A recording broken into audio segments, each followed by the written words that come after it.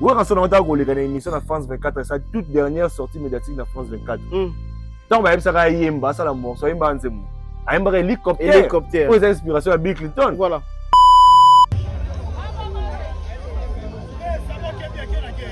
Bazar, petit naïo, expérience naïo, allez-moi, ça va au sauce, ça va bien.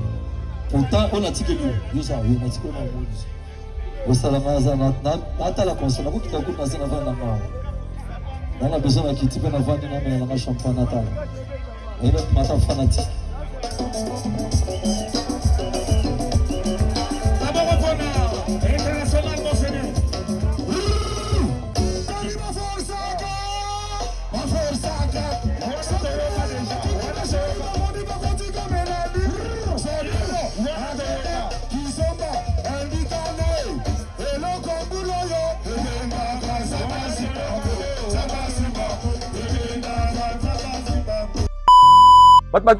J'espère qu'il va Bill Clinton a Zoyemba. Pendant que Bill Clinton chante, les petits là, ils interféré. Déjà, en bruit. Déjà, ça manque de respect dans le public. Parce que le public va pas savoir la musique. Très bien. Bill Clinton a Zoyemba. Ils ont interféré. Wana makamba kala. Mais il y a un problème tout apparemment. Très bien. Déjà, dans la musique, déjà. Saturation, déjà mal à l'aise. Dans le moment où saturation, public va vendre la musique, mal à l'aise. Vous allez voir, même le public, quand concert va regretter. Et tu verras que tant que tu as bois qui micro, abimi, public va s'aligner. Jamaïque abima. Et puis moi je crois que c'est le moment où je me bats dans la maison, il est d'abord improductif, 2 à créer raté, à créer crité. Les 3 à peine calendrier à Wenge, exact. Très bien. Ouais, ça va. C'est ma famille. Dans une sous mon goana. Ouais, ça va.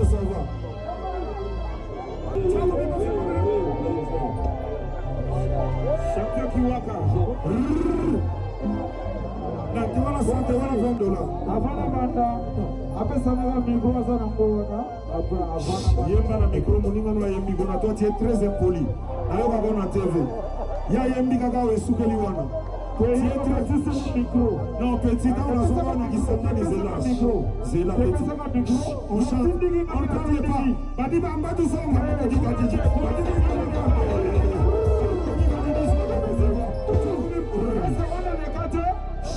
On est le gâteau. Tobé Kabilo Bassi, les abonnés.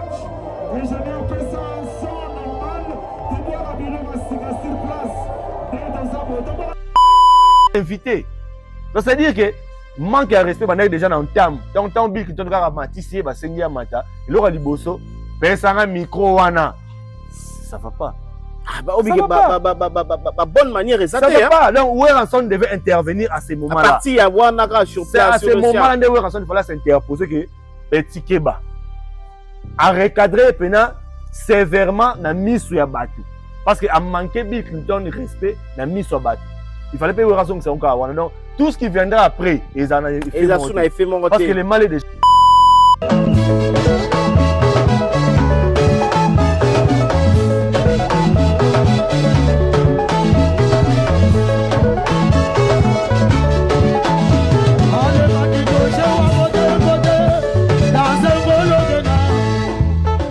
Nalobi, ego sale logote, tigelaye.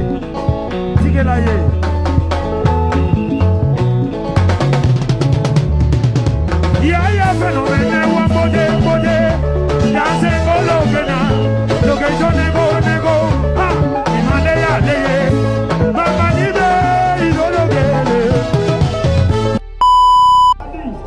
yeye nego ki pe oji na ba mode ode na se je na pesa ode ma chocho na ma moyo ode na de fisamba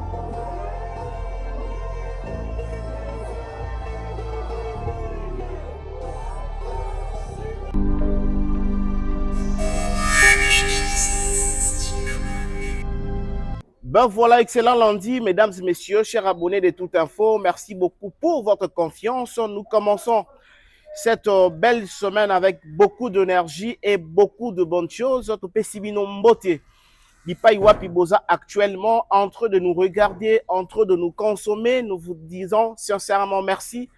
Moi et tonton Roméo Lingolo présent sur le plateau parce que nous sommes obligés de vous informer en temps réel comme on a toujours l'habitude de le faire. La fin de la semaine passée, le week-end, pendant le répétition de Weranson, le roi de la forêt, Tomoni Ninyeleki entre son ancien animateur Bill Hilton, qui est aujourd'hui son président, qui est aujourd'hui président d'un orchestre, et l'actuel animateur Yawenge Musique à Maison Mère Jamaïque, entre les deux. Et aussi, selon l'histoire nous rappelle que il fallait qu'il Bill Clinton a kende na mboka na Mbujima, il pas kende gozola biso Jamaïque aya na ye lelo na Kinshasa. Et nini leki na répété à Weranson. Est-ce que leki makambo leki na absence ya ou bien na présence ya Weranson? On va analyser sur ça. Et aussi Fally Ipupa. L'artiste musicien Fally Ipupa na 2024 makambo yaki belé 2025 tomoni sou makambo ya ivoirienne mora yaki wana botana Fally bana mapasa. En 2023, je me rappelle, maman ya bana na emi baleo azalaki na zemi ya Fally. En tout cas, pourquoi tout autour de Fally Ipupa makambo ya kaka zemi bana. Et aujourd'hui, il y a aussi une fille au boyebi ndengeza koleka na internet qui s'est dit aujourd'hui était en relation avec Fally Ipupa. Il promet de publier le vidéo ensemble dans l'artiste et musicien Fally Ipupa. Et la chose grave et étonnante actuellement, makambo yango Israël Mutombo qui récupère les choses en main. Israël Mutombo récupère les choses maintenant en main pour venir éclaircir à l'opinion ni les cas entre la fille et Fally Ipupa. Et selon notre confrère, il a eu à parler avec l'artiste Fally Ipupa pendant 3 heures du temps au téléphone. Il parlait de quoi? Du côté Bagolois, kuna to moni mote bandi, balobi Israël Mutombo qui est hypocrite. Israël Mutombo a induire faire ebola na ba erreur ebelé. Et ça ngaïté. Et ça makambo to mo na ba réseau balobi so qu'il est lo faire ebola à commettre beaucoup de erreurs, c'est parce qu'il était aux côtés d'Israël Mutombo. Et bah maître P Gauthier c'est en garde. Gauthier c'est les Gaulois te met en garde balobi. En tout cas, balingi na bango sous un problème. Voilà, nous serons tout autour. Il y a un sujet d'actualité avec mon frère et ami tonton Roméo, les lots tenus. Ils allaient bien présenter toujours JBM Piana Papa Chéri Arena 2026. Par le bientôt sold out. Mon frère.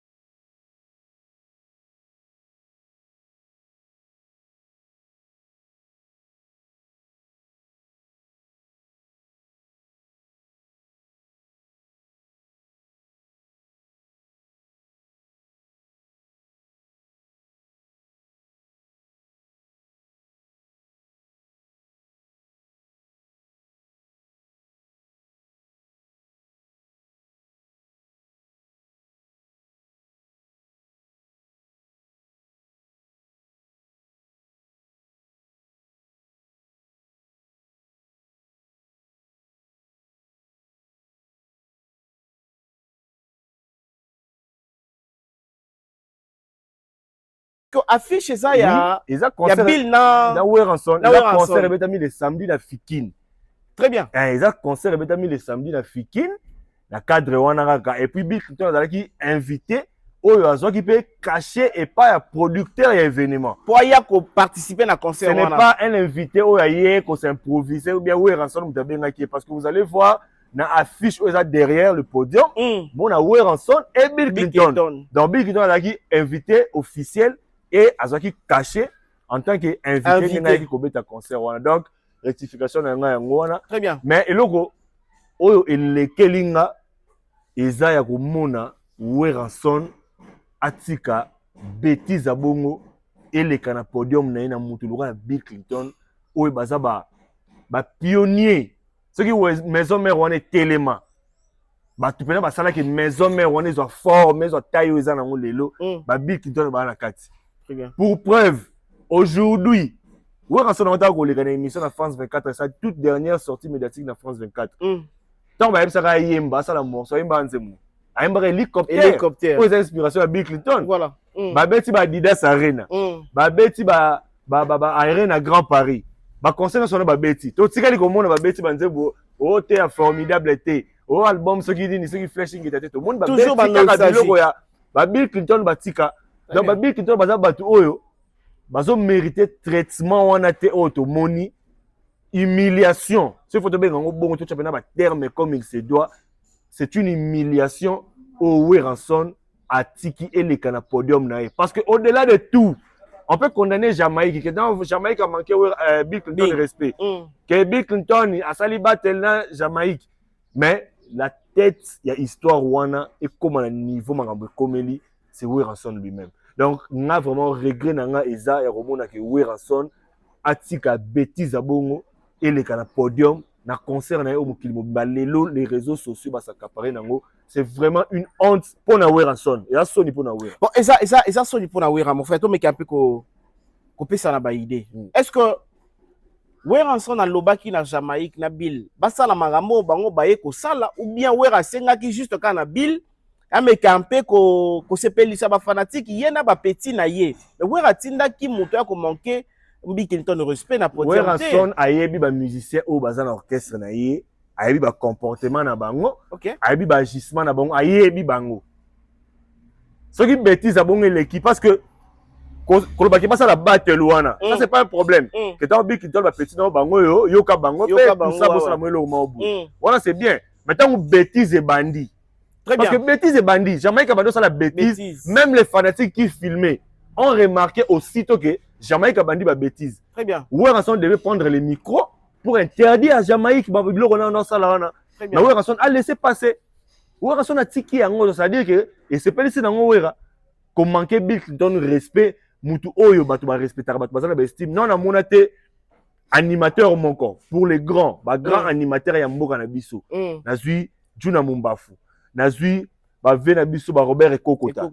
Nazui ba tuluka ba Jantamissine. Nazui ba tuluka ba sur le plan de travail, au-delà des polémiques, non, on a mon côté à dénigrer Bill Clinton. Aucun. Ouais, jamais. Peut-être ma querelle, Moussous, au-delà de la musique. Polémique. Un problème ultra musical, oui. Mais dans ma cambouille, boulot. Non, on a mon Bouddha Bill Clinton. Que ce soit les grands ou les petits. Mais voir Jamaïque, à Bill Clinton sur scène, boy, on a dit ok, bêtises, on est revenus quand on a voilà. Ceux qui bêtisent, ils sont revenus quand on a ensemble. Moi, je me reviens tout sur mon question. Si vous allez remarquer, au moment où Bill a sali monté na plateau, Jamaïque n'était pas là. Et na podium. Jamaïque n'était pas là. Tant Bill pas bandit ko boaka, c'est comme si Jamaïque a évité qu'il n'aille. C'est comme s'il y a des incompréhensions entre Bambalé. Parce que Jamaïque a accueilli après avoir à permettre na Bill que Bill ba petit no bango yo satamo loko. Bill a tourné mais mususu wana zawapi. Jamaïque n'était pas là. Est-ce que ça babiloko zala ki codé et zaka kande tolo baka ke no yemoko Jamaïque mutaye ko sala impolitesse ou a autorisé est-ce que y a bilo ya ki un peu codé? Déjà au départ Jamaïque na Bill Clinton c'est le jour et la nuit. Très bien. Donc déjà dans Bill Clinton la matinée à podium. Rôle à Jamaïque ils a sonné. OK parce il n'a aucun rôle. La maison mère donc Jamaïque a attaché à Bill. Il n'a aucun rôle. Mon seul Bill Clinton a un podium. Il y a maison mère. Jamais qu'il a un rôle. A joué rôle ni. Alors il y a Manini parce que lui tout ce qu'il chante, ils ont marambo batumsu batika. Parce que muto a salé le Congo, il est mort à podium on a yo sanetini. OK. Asa na place dedans. Nenga Bill Clinton a maté na podium, rôle na bimba moro et Koufli. Donc yango a mona à se sentir gêné. C'est-à-dire que c'est le jour et la nuit. Donc c'est-à-dire que tu comprends écouter. Tu comprends sur le plan artistique, c'est le jour et la nuit. Donc Azakout donc il est dans le noir, Azati. Il n'existe même pas. Jamaïque n'existe pas. Dans le monde, il y a un animateur en Boka, c'est Jamaïque. Donc, on a déjà un animateur. Anatika va prendre penalty, hein? Jamaïque va prendre penalty. Penalty, Atika Loroté. Lui, il est là. Dans l'image, il y a Bill Clinton, il y a Céléo, il y a Brigade. Parce que ça, il y a une interprétation. Il y a un concert. Aza artiste et interprétation. Attends, œuvre Moroté. Il a chanté déjà quoi? Abili ça déjà Batuwapi. Asala Nzemuni, générique, ni Asala. Batika la Kekuna Banzembo Ayemba. Ayemba déjà Nini. Oh, il y a bani batu ba yebi toyo ka on ba fête na ba bar na ba boîte. Ana rôle té donc ton Bill Clinton na podium Jamaïque a na rôle té na minute na moment là. Aza na rôle té à rejouer. Ana rôle té. Et puis tu as senti que Bill Clinton avait déjà lancé sonnette d'alarme. Ouais. Que petit wana za impoli. Impoli, ouais.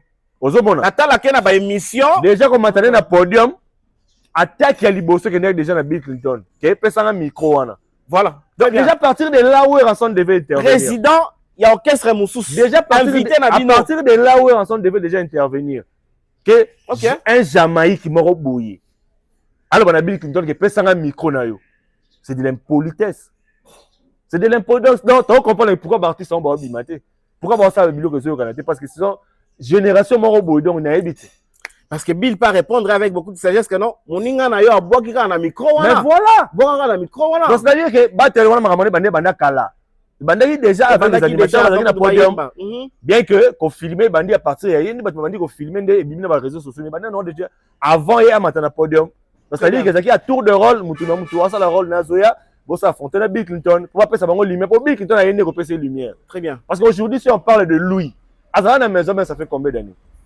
Plusieurs années. À quel moment va faire l'analyse? Il y a boy. Vous savez que Bill Clinton a ça même au-dessus à Ranson.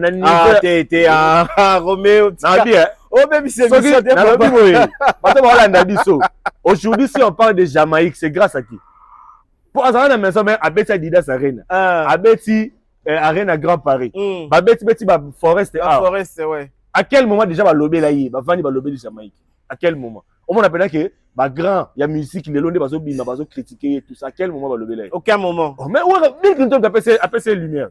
Ouais, appelle ses Jamaïque lumière, oui. Bill Clinton appelle ses lumières. Donc aujourd'hui si on parle de lui, c'est grâce à Bill Clinton pour Azana maison mais banda kala. Parce que toi tu es allé au-delà. Non. Il y a Goloba qui appelle ses Nawera. T'es dans le Bill Clinton appelle ses Jamaïque lumière. Ah ok. Quand tu appelles ses Nawera lumière. Je parle de Jamaïque. Ah ok. Aujourd'hui si on parle de Jamaïque, c'est quoi yebani lelo parce que yebani ndesiko. Non, mais tu n'es pas tout bâti. Mais si on a yebani, pour ce cas-là, yebani. Si on a yebani, débat, vraiment matière de miniature, vraiment c'est le débat.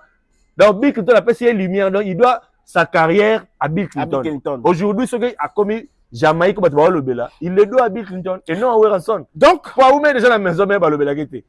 Selon yo, au moment où Wera sengi na Bill, ça là un peu, c'est ça batuna na baleki na, c'est ça fanatique na baleki na ye.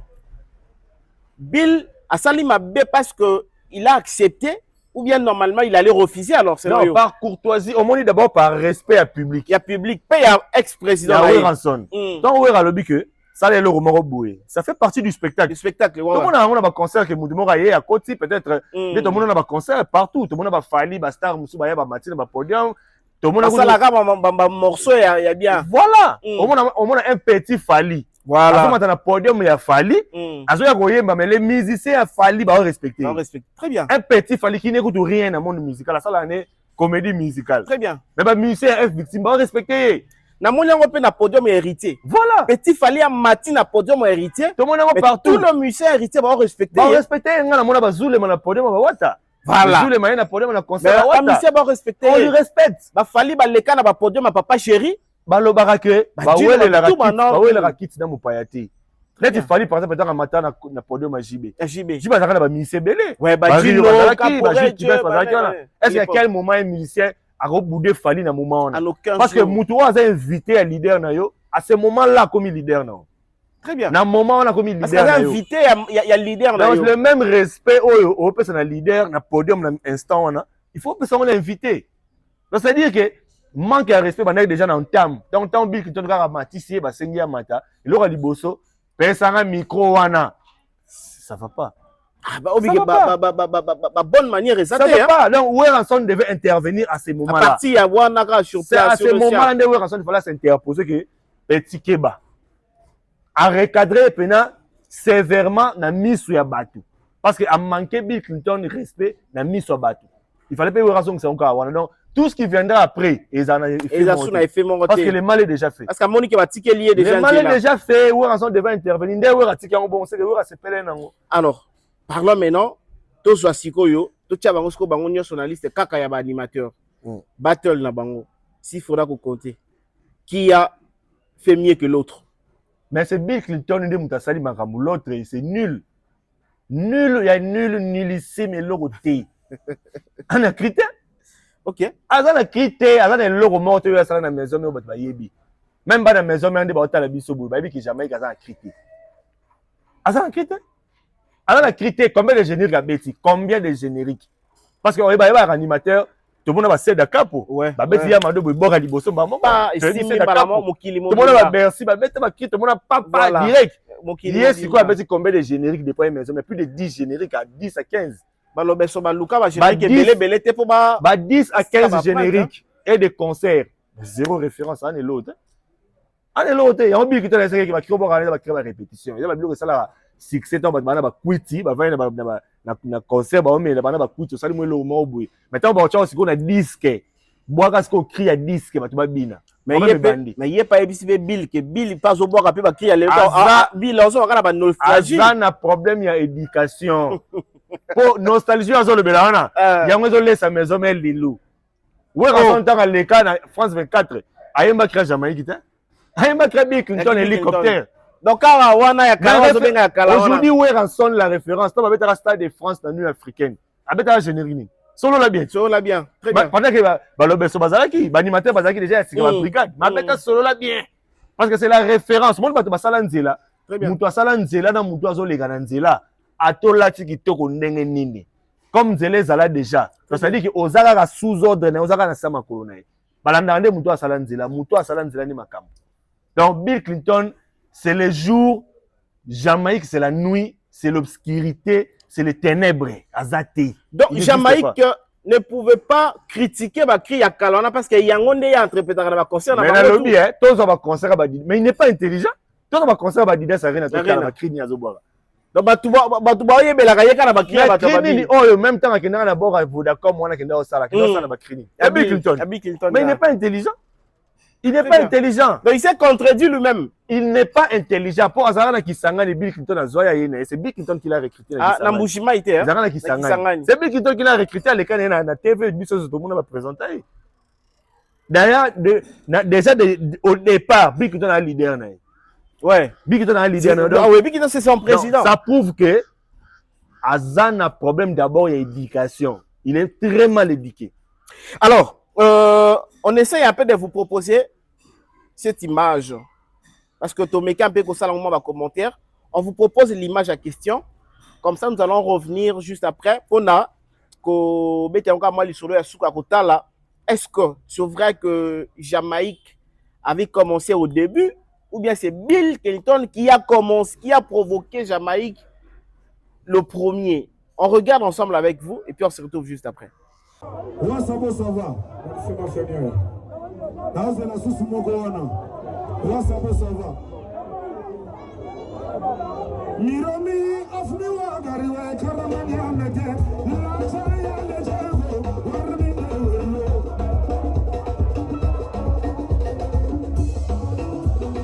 Na, eza mathématique, Mogoza, pas cité pour Nayopo, Oza Moluba. Petit, on a Zara, côté Azawa, bien de fois ça là. S'il vous plaît. Badiba Mbadou. C'est ça. Badiba Mbadou son dans mon boutique à Didi. Badibi Kanagambe. Kadi mon boutique à Didi, tu vas comme champion Kiwaka. santé, wana $20. Avant la banda, après ça m'a micro à Zanangona, après Yemba na micro, moninga no yembi gona, toi tu es très impoli. Ayo va gona TV. Ya yembi kaka we sukeli wana. Tu es très micro. Non, petit temps, on a souvent on a gisanda ni zela. Zela petit. On chante. On ne parle pas. Badi bamba tout ça, on va dire badi.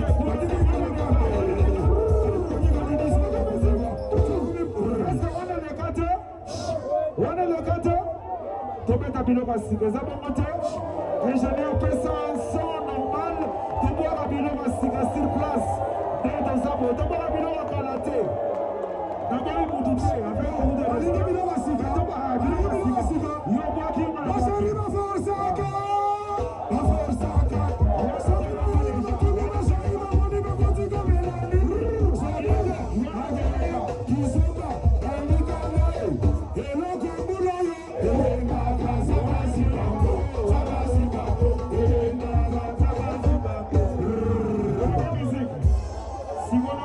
ça sera le massacre. Et je n'ai pas ça. Et je n'ai pas ça. Tu vas dire le matin. Tu vas dire que tu vas asali mabe. Abisi sama de mala manga bisi kamesa meki manga mabe. Tu fuma la nicolo. Le na ko fa la nicolo. C'est la doga.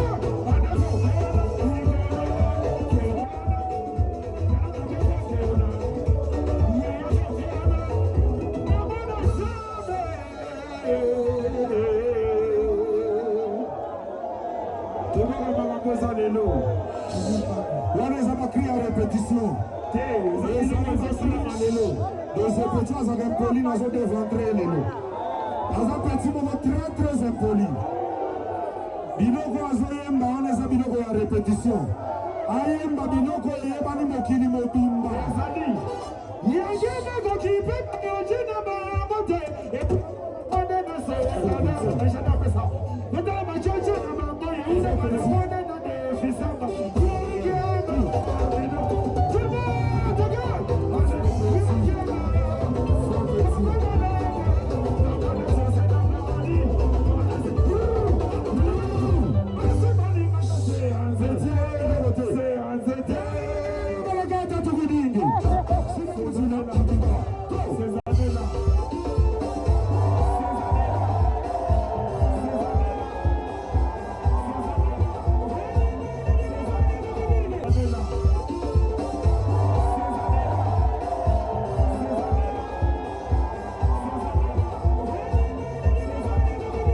Voilà, de retour sur notre plateau. Mesdames et messieurs, chers abonnés de Tout Info, abonnés de Dimension X, vous êtes très nombreux en train de nous suivre. Ici, c'est la chronique musicale. Hein. Nous sommes en train d'analyser la musique, d'analyser le Makamuza Kolekanaka musique. Et Loco, oh, on a habité comment toi tu as fait analyse de ça. Au moment où Bill a décidé il y a podium. Il a fallu à ça la cri à laquelle elle est. À Balouki Kuna a sengi cri à laquelle elle a bêti. À mon public est télémi. À boire qui me croit qui. Qu'est-ce que tu as compris? Déjà vraiment message. A-t-il dit message dans Weranson? Ok. Il y a un message au bic de la PC Weranson pour dire que je ne suis pas d'accord dans ma bêtise ou les tu vois que j'espère qu'ils vont Bill Clinton a Zoyemba pendant que Bill Clinton chante les petits là ont interféré déjà en bruit déjà ça manque de respect dans le public parce que le public va pas savoir la musique très bien Bill Clinton a Zoyemba ils ont interféré wana makamba kala mais il y a un problème tout apparemment très bien déjà dans la musique déjà saturation déjà ouais saturation dans moment saturation public va vendre la musique mal à l'aise vous allez voir même le public na concert va regretter et tu verras que tant que tu as bois qui micro abimi public va saini ba yembeli abima Jamaïque abima et puis moi je crois que c'est le moment où je vais pas dans la maison mais bobengana il est d'abord un improductif deux à créer raté à créer crité de trois à peine calendrier ya wenge ezati très bien et à la stéma ya wenge aza na aspect ya wenge te. Donc pour nga ba na maison mère c'est le moment où jamais bo bengana po na mona importance na été na maison mère. Pour makambo sala na ba ko so ba animateur mo ya quartier aya sala on peut ga bien. Peut-être que vous le cahier. Mais à la fin, pourquoi Bill a décidé de jeter les micros oui. au lieu de remettre, on a traité, mais de remettre à quelqu'un? Pourquoi il a décidé de jeter les micros? C'est-à-dire que, à la qui vraiment na Weranson il est mécontent. Ce qu'on a micro, il y a une modération. La modération. À ça, il y a un pour l'accepter, mais mécontentement, il y a combien de personnes souka. Peut-être, sur un micro, il pouvait faire. Et le moment plus grave que ça. Okay. Oui. N'a pas brutalité. Il pouvait faire quelque chose de plus grave. Donc, il y a boire qui micro dans le public pour que ça mécontentement n'ait pas Weranson. Et pour nga, aujourd'hui, la première des personnes qui doit présenter ses excuses à Wera. Wera fait une excuse na Bill Clinton. Na collègue na Bill Clinton. Parce que Bill Clinton est venu en tant qu'invité, mais en tant que caché. Pour le podium, Boromona et Fiji na Ezali. Oui. Donc, parce qu'il y a ego, Weranson va s'excuser auprès de Bill Clinton et auprès aussi de Méloman pour un désagrément. Et au-delà de ça, Jamaïque fait sa suspension et puis, dans la maison, il faut pas benganaï. C'est ça la solution. Mais à la fin, moi je pense que Bill Clinton a perdu sa raison. Non. En jetant les micros. Mais il faut pas un directement, c'est comme s'il a saboté Weranson. On a sabotage à Wera. La Coupe du Monde de 2018. Dans le Portugal et le Longway. Les journalistes, il n'y a pas Big, il y a Cristiano Ronaldo, il y a une question qui a provoqué, Messi. Il a pris les micros, il y a un journaliste, il y a Mike. Cristiano Ronaldo, il y a un micro, un journaliste, il y a RFI, il y a en France, il y a Mike. Et ça râle bon, donc ça dit qu'il y a un mécontentement. Il y a bêtise. Papa, Bill Clinton, Arafat, DJ Arafat, le célèbre DJ d'Afrique. Numéro 1, DJ. Alors, il y a idole, il y a Bill Clinton. Donc, il a caché à Bill Clinton. DJ Arafat. Si tu dis qu'on a un stream, tu continues à disque d'or, tu continues à réaliser un concert, DJ Arafat à l'équipe. Alors, si on a DJ Arafat, internationalement connu, à reconnaître que Bill Clinton est mentor. S'il est devenu musicien, c'est grâce à Bill Clinton. Parce qu'à l'anda Bill Clinton. Mon cher, on parle de Bill Clinton. On parle de Bill Clinton. Moi, Bill Clinton, c'est un pays qui a développé une industrie musicale et vanda. Peut-être que Fali n'a pas fait tout le temps. Ouais. Bill Clinton a une musique commerciale. Donc, genre de musique, il y a qui est le boué. Mais malheureusement, mon orchestre a coupé mon boîte. Mais en tant que Bill Clinton, la personne, mon cher, c'est depuis le temps à 3 animateurs, ça là, ma kambounamboka oyo. Je me rappelle, il y a une émission où Baposaga Fali, question sur Bill Clinton, comment il trouve Bill, par rapport à Makambo Bill, comment il trouve Bill. Alors, Bill a un génie à génération à Bango. Wana Fali, Bill a un génie à génération à Bango. Mon bateau a musique. Succès, oui. À rencontrer un succès, ne m'en va faire, ne va falloir. Mais sur le plan musical, Nébisio, surtout que les bandas, au coup de Jamaïcain Moroboué. Très bien. Au challenge Bill Clinton, c'est Kourano Manu. Très bien. Au challenge faire une affaire à préférer Bill Clinton. Aucun États-Unis d'Amérique, au challenge Bill Clinton. Mazo. Au challenge Fali, au préférer Bill Clinton. Donc, c'est-à-dire que c'est un génie. C'est un génie dans le domaine, mais malheureusement, il n'a pas rencontré le succès par rapport au travail. Donc, ce n'est pas un Jamaïque au hasard.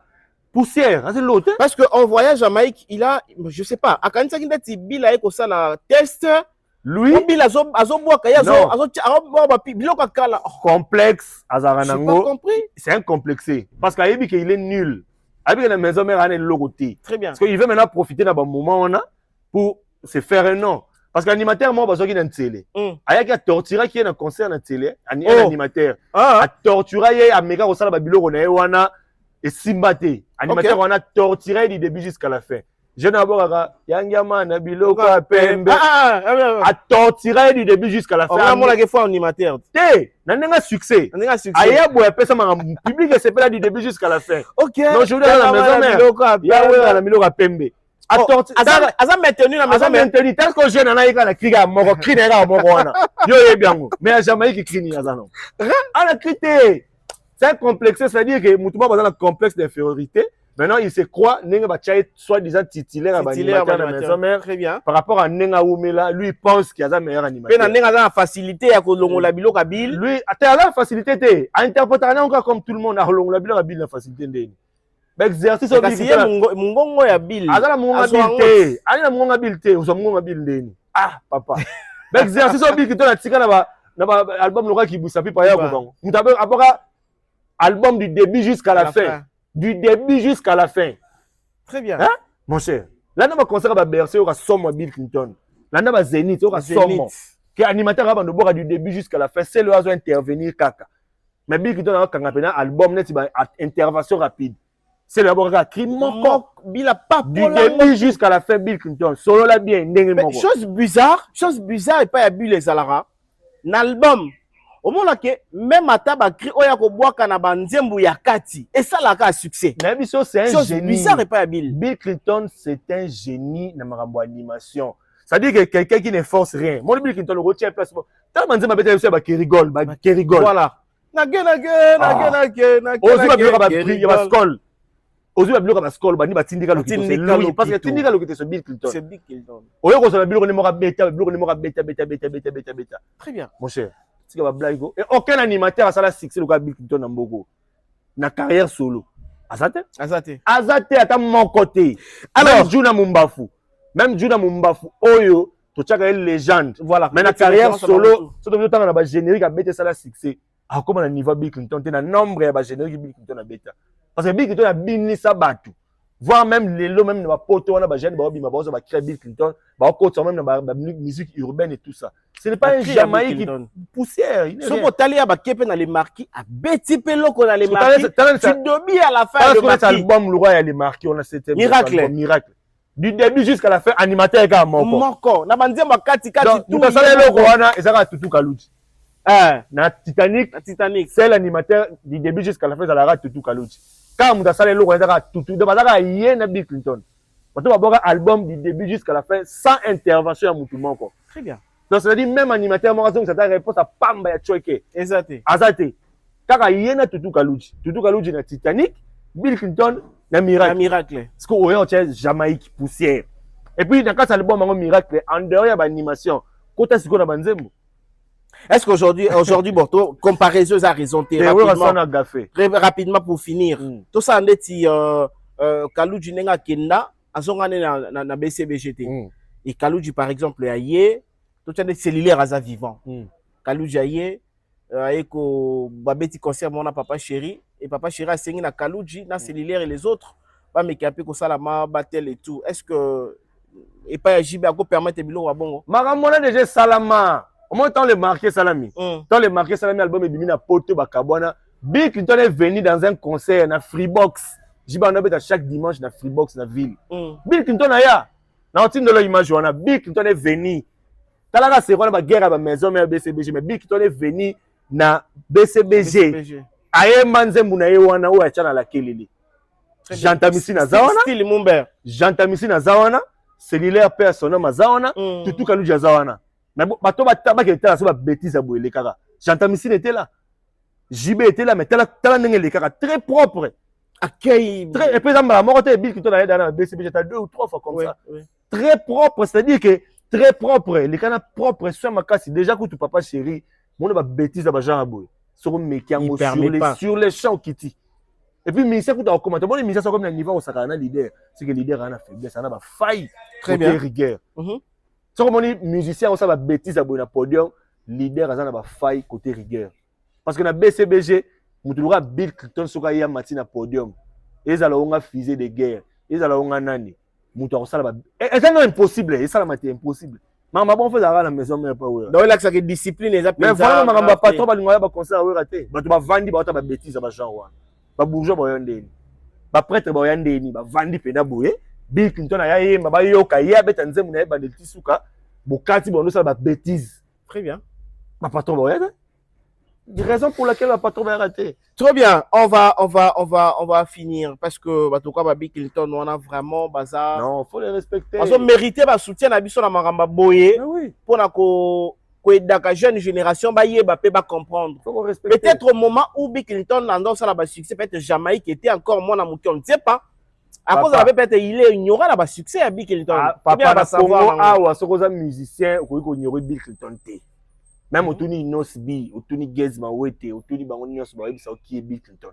Na makamba game musique ba petona nyonso ba go ba Gez Mawete banani. So tu peux Bill Clinton boy. Donc comment un niveau Bill pour Bill Clinton a bête musique urbaine. A bête ngo ki Bill Clinton a bête ndombolo. Bill Clinton a bête ba rumba ça la succès na mboko yo. Bill Clinton animateur chanteur ça la succès na rumba na mboko yo. Et puis quel rumba na ba ndenge na ba style ya Bill Clinton. OK ne pena na Pakistan ki obeti yango bato bayoki ba sepeli. Ba janga ba rumba Bill Clinton na beta. Non. Weranson na ebisio pour na osukisa. La personne qui doit atténuer, qui doit corriger ça, c'est Weranson. Il y a les boss qui doivent suspendre Jamaïque. Pour manquer dans le public respect, à manquer Yomoro Wera respect, et puis à manquer Bill Clinton respect. Comme invité na yo. Voilà. Et puis, bah fanatique à la maison, mais il faut pas benga na Jamaïque. Mais c'est ça. Là, si yo ozo pelisa, o demander mettre na pétrole. C'est improductif. Parce qu'à un moment animateur maison mais bana animateur msoute ceux qui Jamaïque ake na lobby hein parce que biloko bongo keba Jamaïque yemo pas ko kenne na ndenge na pas zongi sous maison mais monsieur omoni présence na bango ya ba Jamaïque nde bazawana baza ben productif mais comme bazawana moi ba longwa exacté mais na biso so ba longwe moi je suis sûr et certain que ba l'équipe bango na ba ghetto baza o ba ko yape na ba cri na biso ba l'équipe bango na ba ghetto baza que mutumo baza na ghetto. Non, on a bimate l'équipe Jamaïque na travail. Bah on a bon la kin, papa kin Kinshasa o Jamaïque animateur hein. Jamaïque kene na ba karaoke na ba orchestre na ba week-end kene na ba karaoke au monde na ba animateur. Attends na ba cité verte. Jamaïque a l'autre. Avec le côté ni production donc esprit à créativité zati. Soko tali na suka ba fanatique ba ki déçu na comportement na yé. Qui très déçu. Fanatique ba bengani ba embelé kita. Un Bill Clinton moi je l'appelle un gars qui sait tout faire. La musique. Bill Clinton a beau yemba, a beau animer, a beau bina, a chorégraphie. Donc c'est-à-dire que tout, le style, il y a animateur. Quand tu vois Bill Clinton, tu vois que ça c'est un animateur. Dans la démonstration salina souka, keka kakuna, a singika. Maintenant on va mettre la reine à grand pareil kuna. Na la salle ba créer na la salle challenge. Na danse on a bêté ya voilà. Azo boaka, azo betango. Jamaïque a tigani. Poussière. Inaperçu. Très bien, tonton Roméo, merci beaucoup. Alors, le fanatique, bana maison mère, ba mélomane à bonne musique. Qu'est-ce que vous pensez par rapport à tout ce qu'on vient de voir? Ba bengana ye. C'est le simple ngwana. Ala aza na bien, muta méritera musala za muta ebo sala. Ba engagé na société, ozo pesa les meilleurs té. Mais faut pas remplacer yo, ba bengana ye. Il est productif. Et bon, ce qui est moko a décidé à Longwana, ya moni que oui, peut-être Wera a tini muta ko ridicule. Ce qui est moko a décidé parce que maison wenge ke na rabon. OK wapi. Asa neti nini? Ye. Le Jamaïque sera longue maison mais aller asa neti nini? Ana na référence té. Ana référence té. Référence des nini ou présenter devant bateau. Soit longwe lelo. To chaka longwe maison mère. To tike na carrière solo. Obi Clinton dans longwe maison mère. La carrière solo avec un style mon père. Avec un hélicoptère, avec un cri, plus de 350 cris. Ouais, Robeta ba concert et belé na concert. Au-delà de ça, il y a sali album et Simbi ba rumba le là Robeta concert avec 10 chansons Robeta. Très bien. Parce que yé, dans la maison mère, pour déjà la maison mère attirer l'autre.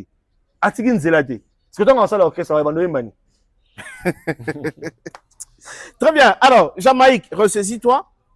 Faut passer à la télévision, faut reconnaître que Bill Ndemutayana yo kisasa. Ah ça la montée. Faut reconnaître que Bill Ndemutayana pour la première fois met orchestre au Batuba Yebi et grâce à Bill non comment kisasa oyo ko ta maison mère. Tu dois passer à la télé pour reconnaître les valeurs de cet homme. Et également le roi de la forêt, il faut quand même à présenter. Puis bah politesse à jeune on a au ça la montée. Il y a Jamaïque. Ils ont les lotés. Non mais oui rako obligé à ça là. Abandango les lotés. Abandango asala yeso animateur moko yesika amatina podium tout mutumo amatina podium animateur il fait toujours ça. Asala ra biloko. Très bien. Alors baselo bana ba raison. On va voir. Baselo bana ba raison. Mambalo bana ba raison. Weranson ne sait pas protéger ba légende na ba valeur na protéger bango te. Est-ce que le monde déjà musicien moko wenge BCBG aya ko manquer par exemple Tutu Kalouji tanga longa respect. Impossible. Et ça la Jibé na Tutu En tout cas, tu n'as pas les droits. Tu n'as pas les droits Jibé Rotika. C'est ça. Au moins au-delà de la musique, un musicien ça muto tout ça ba vecteur, il y a message, il y a éducation, tout ça éduquer masse. Très bien. Où est son exemple ni en paix, ça même les jeunes générations. Et ba genre ba blurabo. Faut qu'on éduquer la masse. Tant que déjà yo pesa un micro wana ozoboa que là. Où est on devait intervenir à ce moment-là. Parce que sur aux huiles lelo, batuka ba bill na ba sele wana, baza ba produit auto yebi bango e pa ya wera. Mon cher, et wera il faut protéger quel que soit ma problème avec le soki Bill Clinton a coupé le soki Bill Clinton a coupé au souhaité te bosser les deuil national. Deuil national normalement tout un pays. Mais jamais que soit coupé le lo maison mère de kundai. Maison mère kandem de kundai. Soko pera azara na maison mère. Aze lote ba diego kutu ba to kufa kutu ba diego kutu asala ba créer ma casse na maison mère. Quelle référence est il Diego asala ba créer ma casse paix à son âme. Ba roi David kutu ba les gars na bango le roi Flash. C'est comme si Jamaïque a atteint un crime à la maison mère. Mon cher, tu as écrit référence, c'est-à-dire aux un crime au bout. Moi, tu as dit, papa, un coup direct. Et c'est un guité beau, basé belé. Tu as dit, tu animateur belé. Quand on le soyez malamoko, direct.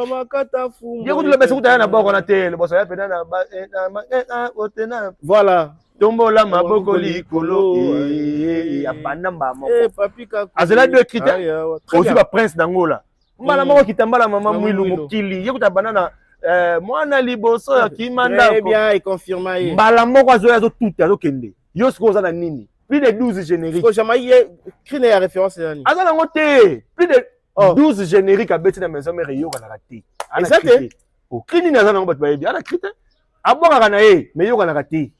Ok. Et ça la critère, crine est référence des années. Pour le beso, il y a un combo le besoté. Il y a un combo musus. Mais le beso bima pour la cri. La partie à cri. Cri on a beso comme le beso. Tozi ba oh musu nani. Pas ça pas faire ba sabalo. Sabalo ba mama sabalo. L'enfant des blancs cheveux d'or. Aya kana ina combo na mususu. Matanga beta boka na fikini ya sabalo combo ki sabalo combo tikali. Ozomona, siko yé ana crine. Banda ya na Jamaïque boka déjà nini o batu bayoki. Merci beaucoup, mon frère. Alors, bana maison mère, ba mélomane à bonne musique, commentez, vous tapez ba commentaire, ba vie nabino, comment vous avez trouvé cela, nini boza ko juger et ça le nini. Alors, parlons à présent Fally Ipupa. Fally Ipupa déjà deuxième date na yé na concert il y a autre soirée là, ils ont pu évoluer un peu bien. Fally Ipupa, mamunyo c'est l'équipe na par rapport à combo naïe avec la femme, avec la fille Colette, je pense que Oyebi, n'engé information évoluée jusqu'à aujourd'hui. Après maman a tout, la question maintenant est que c'est Israël Mutombo qui vient de récupérer parce que le lundi déjà dans 12h awa, azo loba nenga promoteur qui na batu, nenga solo na Fally, nenga solo qui na Colette, aloba na batu, nenga mamuga kolekela. Comment tu as vu aujourd'hui rapprochement Israël Mutombo na Fally Ipupa par rapport à Makambo ya fi wana Colette? Israël Mutombo étant journaliste d'investigation, c'est normal, il a voulu s'acquérir des informations à la source pour éclairer l'opinion. Parce que ça sujet moko boye oyo ils ont tiré de deux côtés. Bamsu ba loba, ils ont IA, yama malokuta, ils ont base, fi wana bimika pas ça la base. De l'autre côté, il y a une partie des gens ils ont makambu, il y a solo. Tellement ils ont makambu et kangi actualité. Ils ont makambu intéressé la masse. Israël Mutombo tant que journaliste dans sa quête de la vérité, il y a la vraie information d'être yoki à sali rapprochement dans deux parties. C'est-à-dire à solo li na quand il y a Colette wana, ceux qui avec elle-même to yebité, ceux qui Colette wana a tineli Israël Mutombo ba donner o eza vérifiable et puis certifié, on a trouvé batté. Denga oloba lelo to yoka denga olobila peut-être après 2 jours, to yo sel analyse, nenga sali rapprochement côté Colette. Et comme étant journaliste d'investigation, alinga ki kozala juger parti té à quel koyoka l'autre camp. Nenga pe to yoki na approche à Fally mususu notamment Jaël Show à salaki lobby live, à lobby que Israël Mutombo a kutani na Fally en face. Boye physiquement ba solo li Israël Mutombo dans une équipe na batu na ye Fali pe ataki na batu na ye notamment Bassoulé Kauka, Koko Dilasso, bango tout, bakutani na Israël mutumba Bassouli pendant 3 heures du temps, tête à tête, sans téléphone et tout ça Bassouli yango boye, ba éclaircir par rapport au dossier et yango de square ya Roloba. Alors là. Mais batu ba avec Israël mutumba avec Fali courir les caractères. Bon, au moins opinion dans le bar likambo. Batu mususu ba yebaka les dessous des cartes c'était. Des cartes c'était. Bien mo roza bo mo nango bongo. Mais oh ça la manga na 4. Na oh ça la manga en dehors de la caméra. Et banité. Ce qui se connaît là Israël mutumona Fali par exemple Bassololi. Imaginez celle qui est Bassola. Très bien. C'est-à-dire que ça a déjà dans le contexte na ye. Vous avez ça dans le contexte na ye et puis il y a une relation humaine, c'est dynamique. Ça peut marcher aujourd'hui et demain ça peut boiter demain. Perturber. Les alanganango. Tout le monde a combien de journalistes ça va qui va gaulois. Ouais. Bah changer dans les camps, bah comme warrior. Très bien. Combien de warriors, on va dire warrior, bah nous défendre Fali. Aujourd'hui, bah changer dans les côtés. Donc les relations humaines, c'est dynamique. Aujourd'hui, comment marcher, le comment marcher. Donc voilà, et ça m'a renvoyé Israël Mutombo. Je dois dire qu'il y a une information pour éclaircir l'opinion, mais tant qu'on regarde, c'est sur ma cambo.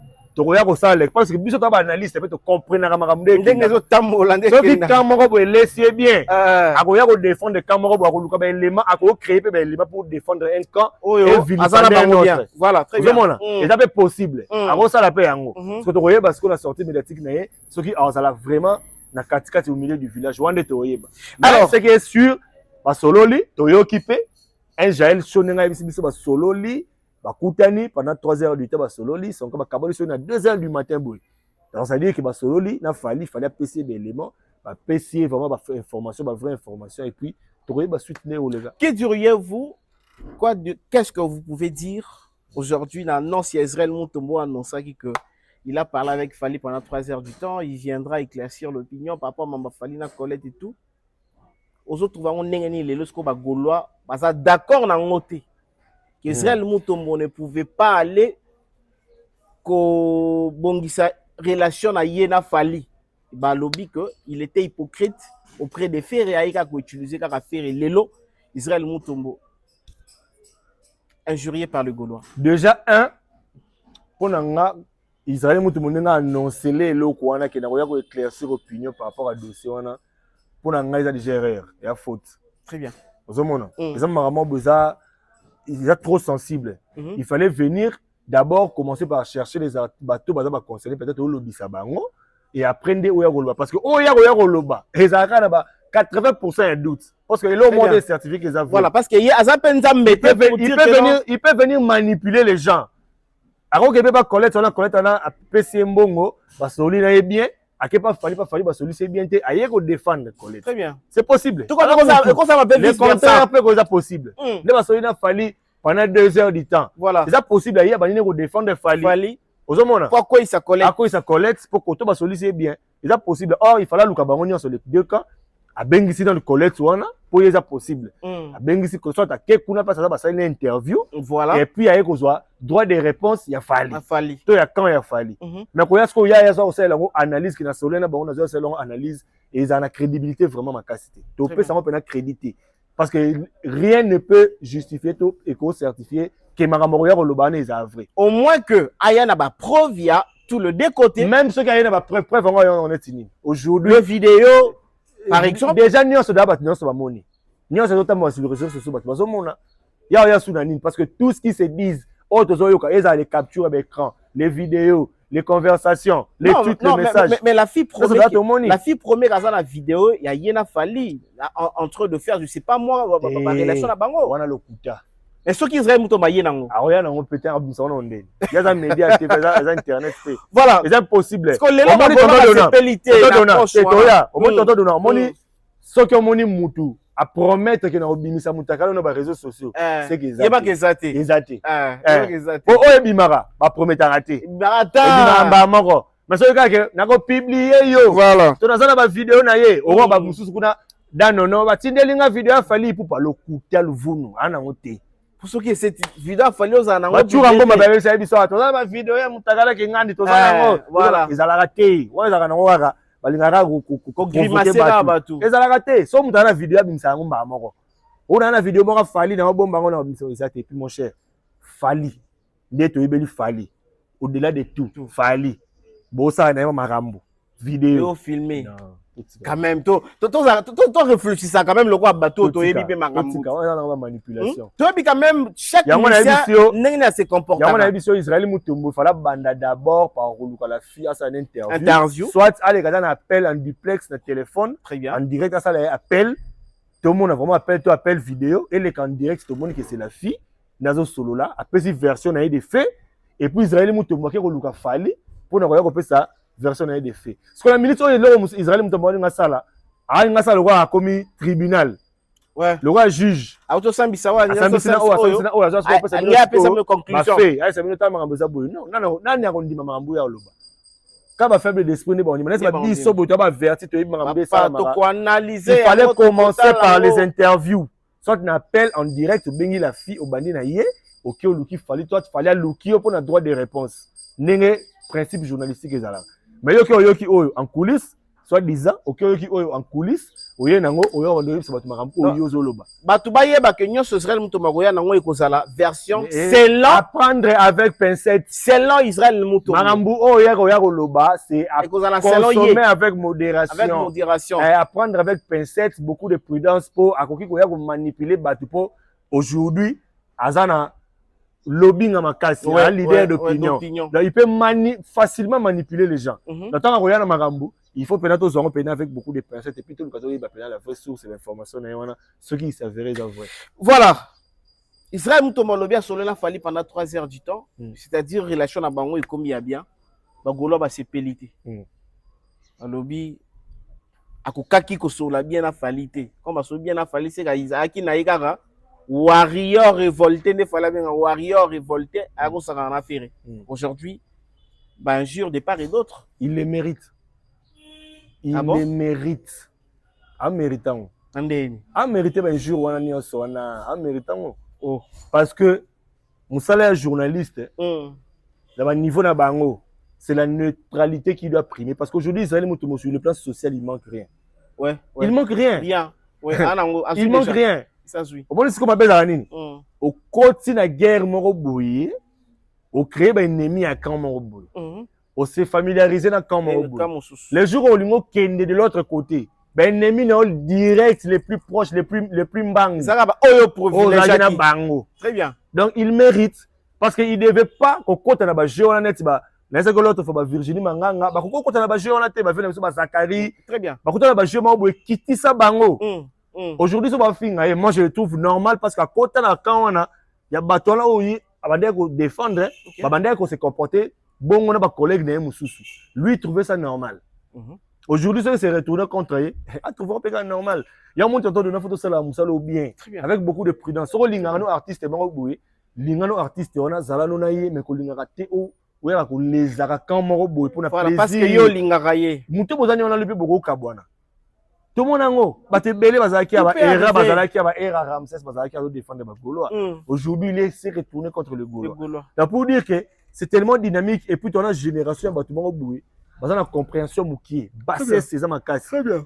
Impolitesse c'est ça ma casse. Faut jouer dans la sagesse. Dans ma âge Israël mutumona faut jouer dans la sagesse, c'est-à-dire que on sera makabou, on sera dans le norme, c'est-à-dire que vous avez bien à Fally, vous avez bien à faire parce que tu n'as rien à perdre. Pour y être thématique à l'émission, c'est d'abord la politique. Politique d'abord. Et ça beaucoup plus politique. Dans la musique, attaquer mutumo basa un rassembleur. Attends que ça va tout nyonso. Parce qu'aujourd'hui, tant qu'on a changé le côté, bateau on a fait basa tellement une compréhension inexpliquée. Parce que on a vendu na moni publication à Bogard de la presse, na moni à Gouverner les Gaulois, na moni ba fils aîné les Gaulois. Ba ticket sango. Ça les mutumo sans esprit. Parce que on a comprendre. Voilà. Asali nini. C'est du n'importe quoi. Mais Israël Mutombo a mérité parce que mais parce que lui il était là au service de faire croire aux mélomanes de la bonne musique du matin, midi, soir que na Congo la génération a Fally na Ferré. Seul Ferré est un très bon chanteur. Fally ne sait pas chanter. Donc c'est-à-dire que c'est pourquoi Bagolo va pesa ka crédibilité wana. À côté na pesa crédibilité mais ça capara na ba commissaire privé à bango. Pour défendre ka bango. Crédibilité exacte. Et ça, quand on va commisser, on ne va pas défendre parce que c'est comme ça. Celui qui n'est pas avec nous est contre nous. Quand on a cadre, mais crédibilité, on a crédibilité, mon côté. Et pas Gaulois, il est crédible. Ça va la crédibilité. Aujourd'hui, on va respecter. Mais très bien. Tellement dans la crédibilité. Très bien. Et on va comme jeter le peuple sur lui. C'est normal. On va mériter le traitement. On va Virginie Manganga et tout ça. Parce que on va tout bunganzela. Batika chemin na bon normal aussi ba Gauthier c'est ça m'étonne. Si Gauthier c'est peut pas mettre en garde. Ba Gaulois ba mettre na tête. Mais bazo mériter yango. Ba mettre bango en garde que bazo mériter. Plus question à permettre affaire et les sous. Bazo mériter yango parce que moi je vois mal un Gauthier c'est un gars très intelligent. Très intelligent. Dans le monde politique, un journaliste c'est très intelligent. Quand il y a TV, il y a tout ce qu'il fallait faire. Ça me choque. Qu'il fallait essayer le moment boué. Au bout, on a pour le plaisir. Donc, si on a pas un intellectuel au tika on pandi, aux qui fanatique au lati yango, bandoya, fallait ça la boué, ma b, à ça la boué, ma b, à ça la boué, ma b. Tu te dis journaliste. Et on peut aussi aujourd'hui comprendre que na moment sous peut-être moi ba erreur amike miko faire avec au sala tant wazaki pe na bango ensemble, il fait partie. Qui fait partie? Israël monto mona ba Gauthier c'est. Na ça quand déjà, c'est-à-dire que bango nyonso, ils ont fait même Fali. Même Fali. Il y a pas bêtise musu fala côté dans lelo, c'est à cause des journalistes. Il y a pas Vesa clair. Bango nyonso ba Jaël, ba Maniké, ba tola nyonso ba clique nyonso ba tout, ba clique nyonso. Vous comprenez? C'est-à-dire que ils ont besoin de quota pourquoi parce que balinga ko s'accaparer na anti-valeur. Balinga ko s'entourer na anti-valeur. Donc lelo il paye cash. Il y a bangambo balona. C'est-à-dire bazo bukara o balona gi. Oloni impolitesse, au bout impolitesse. On peut pas s'attendre na mangamususu. Mais tu verras un vieux comme Serge Kayembe. Allo baranete Gino. Aujourd'hui sera pas Gaulois. Bon, il aime bien. Très bien. Sera pas Warrior. Bon, il aime bien. Pourquoi? Parce que avant vieux mon bébé se respecte dans ba coin là-bas. Il se respecte comme tel. Il y a une place dans yango. Est-ce que mamie il est là aujourd'hui à Roya ba Gaulois bengana? Impossible. Toi qui pas Warrior bengana. Impossible. Moi journaliste. Mamie là akena accord arena ya Fali et ni Paris la défense arena ya Fali. Il est azonga boy très à l'aise. C'est-à-dire que Azana a mis sa valeur na yet comme tel habit dans la légende dans le monde des journalistes. Il faut na tikala na poana, il y a neutralité. Aujourd'hui personne ne peut insulter mamie là. Moi cause on a problème mutu. À moins cause on a problème mutu. Contre la polémique contre la bêtise, elle ne donne que l'information et si. Point barre. Makamususu ya vie pour on n'est pas naé bani makamuno ya au kata yo si ba yo moko to yebi ketango mata na plateau na ici. Au kata yo déjà image azana nga projeté déjà image mais aujourd'hui ils allaient moto tu vois un moto comme Mouzé Kindingu venir lui manquer du respect dans les médias parce que bango ba fongola ba porte. Ouais, yemoka yamba Kindingu. Fongola ba porte. A tout naé ba question qui doit dénigrer sur Fali sur d'autres artistes. Au moins peu c'est compliqué. Au moins peu boé. Mouzé Kindingu a fouta ne pe mbongo te. Il a fouta Mouzé Kindingu mbongo. Pour les gars émission venir vilipender Fali. Mais en réalité, catégorie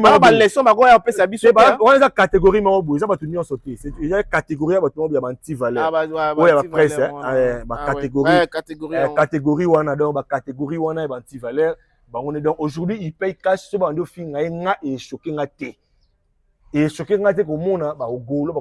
parce que or il fallait rester dans la neutralité. Il a joué le carte tourné et puis voilà, aujourd'hui il paye cash. Aujourd'hui il paye cash. Vous êtes très nombreux à nous suivre, chers abonnés. Merci. Merci beaucoup. Merci. Continuez à nous suivre, à nous faire confiance. Continuez à nous partager. Continuez à commenter. Continuez à vous abonner. C'est vraiment quelque chose qui motive pour tout ça la ressource. Analyse constructive dans le lingue oyo. Quand on remet un dernier mot, on a balandi biso to komi penza presque to komi na suka par rapport à deux sujets d'actualité to zaki na ngolo. Ouais, bah résumé kaka. Werrason faut s'excuser la public face à Bill Clinton ba excuse public. Vous comprenez dans une émission et puis Jamaïque face à la paix de même à ça la peine vidéo moi s'excuser auprès de Bill Clinton à un pardon. C'est ce qu'il doit faire pour laver l'image naïe. Sera ticket locaux, il ne sera jamais grand. Parce que moi quand on a Bill Clinton la public boy, bana nion ça va tali ba animateur ba koya, ba on a bon cas ko ya raillé. Moi j'ai vu une fois une vidéo il y a ce gars mignon père son âme avec Papi Mboma. Papi Mboma pena tunaye na musala obosalaka. 'ka. Yo leki nani. To ba nani nde basalaka musala bien, il a cité tous les drummers d'orchestre, il y a Fali, il y a Ferré, voici quoi, Zaiko. Attends, l'orchestre, il y a son nez bétara. Alors, on a pas pu me dire, tout ça là, moussala. Biso to bato to bandia ngo to zala, to ba mikolo to kuta be bato. Soki biso to ndimi bato ba banda va biso te. Na auto sana bango lelo te. Ba o ba ya pe na sima. Ba boya biso. Na kati ote mon cher. Na moment où c'est gars Koufi. Parce que bazala nani na bango non, bazala na groupe na bango, bazala na organisation na bango. Pour ba drummer. Asalaka na zalaka na bango, salaka interview na posa bango question. Ba bisanga babi c'est gars était le seul drummer. Oui, ça que ceux qui présent orchestre mobile bah sur la bien été na présent na bango. Mais na ba répétition et pardon na ba réunion na bango. Il y a ma leader etali bango te. Ma leader zara et na bango c'est bango. Abi le seul présent dans ça ba drummer. C'est ça qu'on appelle grand esprit. Là qui c'est gars. Grand esprit en wana, c'est-à-dire que oza grand mais faut ndima bato yo okuta. Na ba oyo ba sala na yo. Na ba oba esima na yo fo ndima bango. Ozomona ondima bango et diminuer yote et kitsa ote. Au contraire écoutez la kisande que oza grand. Très bien. Donc c'est ça Werason ce que salamité bana maison mère bubenga na Jamaïque posa na improductif pour na dossier Fali Poupa to Rolanda Israël Mutombo bat bala na bango ko ki ngande odan non na video Fali mutana video Fali azate. Mutana video Fali azate pas aussi gala ozalate. Nyonso na ba spéculation. Donc voilà, tout le monde prochain numéro. Merci de votre sur Romeo Lingolo. Merci à tout le monde de admirer Bisotoko, Nena Spikara, joyeux anniversaire et puis birthday to you, Mbotama Elamo, Vanessa Mena, taille olympique, couleur naturelle, bois noir, la plus belle. Donc dans souhaité pénard longévité, prospérité, plein de bonheur et gros cœur à toi, bisous. Partout où vous nous suivez, merci. Et les abonnés, la famille, on se retrouve dans une autre émission et restez connectés, branchés, abonnez-vous, partagez les émissions, commentez, écrivez-nous. On est ensemble, il n'y a pas de souci dans une autre émission et c'est pour bientôt. Bye bye. Au revoir. Betina Kisangani, ndesiku bapesaki biso na stade. Tozoki na stade na Kisangani. Tokaka ko Jamaïca zaliao. Ah Jamaïca yembanano. Tu sentir mbala moko ndi tu futeli avion auti banda Kisangani ayawa. Tuzana. Il vient fraîchement du village. Oh. Yo comme si bolingo lo ko handicapé na stade bandela no plan. Yo comme si bolingo ko handicapé na stade. Trésor pour toi la tepela ta biso ke zala kingai. Bele na tie. Wo kana ma. Poyo landa monseigneur Dangwe. Mama Nathalie. Kaloji diomba. Mais depuis que jour si quand otambola na car a oboya ke azali mboka te. Eza ndengwana.